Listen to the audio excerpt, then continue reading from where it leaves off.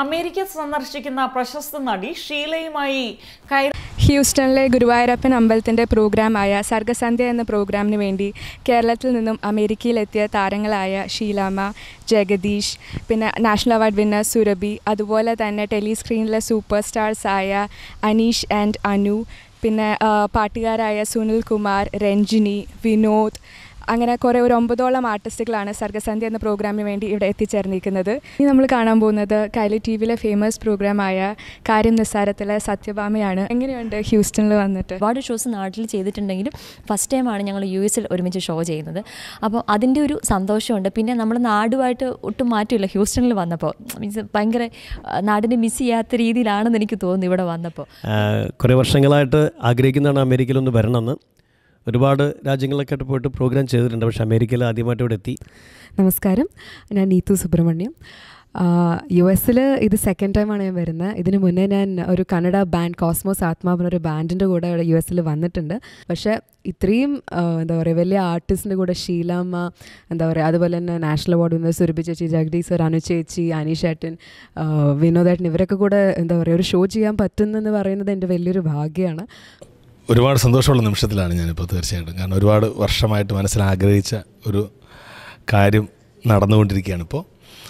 ആദ്യം ചോദിച്ചത് കാര്യം നിസ്സാരം കൈരളി ടി വിയിൽ 5 വർഷമായിട്ട് കെ മോഹനകൃഷ്ണനും സത്യഭാമയായിട്ട് ഞാനും അനുവും വന്നുകൊണ്ടിരിക്കുകയാണ്.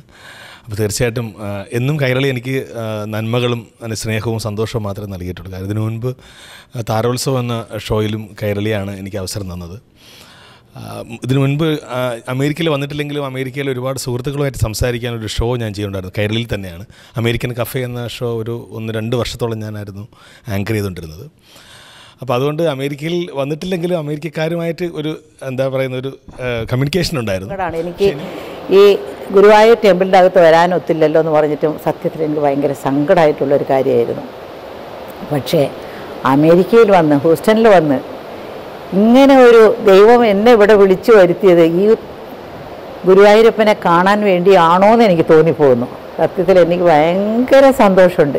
ഈ ട്രിപ്പിൽ വെച്ച് ഏറ്റവും സന്തോഷമുള്ള ദിവസമാണ് എനിക്കിന്ന്. ജീവിതത്തിൽ ഞാൻ അത്രത്തോളം ആഗ്രഹിച്ചിരുന്നതാണ്. ഇപ്പോഴും ഞാൻ ഇന്ന് പ്രാർത്ഥിച്ചതും എൻ്റെ മോനൊന്ന് ചെയ്യാനൊത്തില്ല. നിങ്ങളാണ് എന്നെ അകത്തുവിടാതിരുന്നത്. മനുഷ്യരാണ് അകത്തുവിടാതിരുന്നത്, ദൈവം അല്ല അകത്തുവിടാതിരുന്നത്. മനുഷ്യരാണ് ജാതി മതം നോക്കുന്നത്. നേരിക്കും യേശുദാസിന് പോകാനൊത്തില്ല. അവരുടെ പാട്ട് ദിവസം അവിടെ കേൾക്കുന്നുണ്ട്. പക്ഷെ അങ്ങനെ ശബ്ദം മാത്രം അകത്ത് പോകാമോ? അതൊക്കെ എനിക്ക് ഭയങ്കര സന്തോഷമുള്ള ദിവസം. ഞാനിതിന് ഒന്നും പറയാൻ ഉദ്ദേശിക്കുന്നില്ല. പറഞ്ഞാൽ ഇതൊരു വലിയ പ്രശ്നമായി പോകുമല്ലോ. കാര്യങ്ങളൊക്കെ പറഞ്ഞാൽ ദൈവത്തിൻ്റെ പേരിൽ വന്നിട്ട് ഒരു പ്രശ്നം വേണ്ട.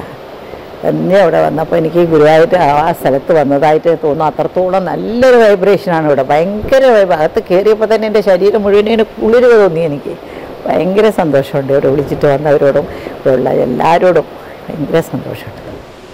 കൈരളി TV എൻ്റെ വളരെ അടുത്ത ഒരു സുഹൃത്തെന്ന് തന്നെ പറയാം.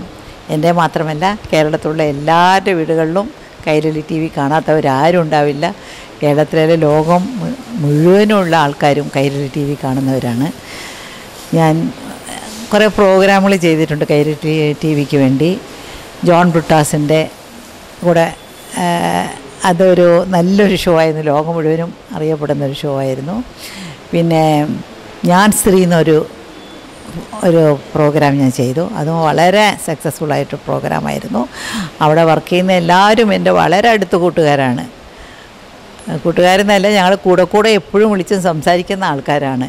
കൈരളി TVയുടെ എല്ലാവർക്കും, അവിടെയുള്ള എല്ലാവർക്കും എൻ്റെ ആശംസകൾ. കേരളത്തിലുള്ള ഗുരുവായൂർ ടെമ്പിളിലെ അതേ മാതൃകയിൽ, അതേ മെഷർമെൻറ്റിൽ, അതേ ആചാരത്തിൽ നടത്തുന്ന ഒരേ ഒരു ടെമ്പിള് കേരളം വിട്ടുകഴിഞ്ഞാൽ, ഇന്ത്യ വിട്ടുകഴിഞ്ഞാൽ ലോകത്തെവിടെ ചെന്ന് കഴിഞ്ഞാലും കാണാവുന്ന ഒരേ ലോകത്തെവിടെ ചെന്ന് കഴിഞ്ഞാൽ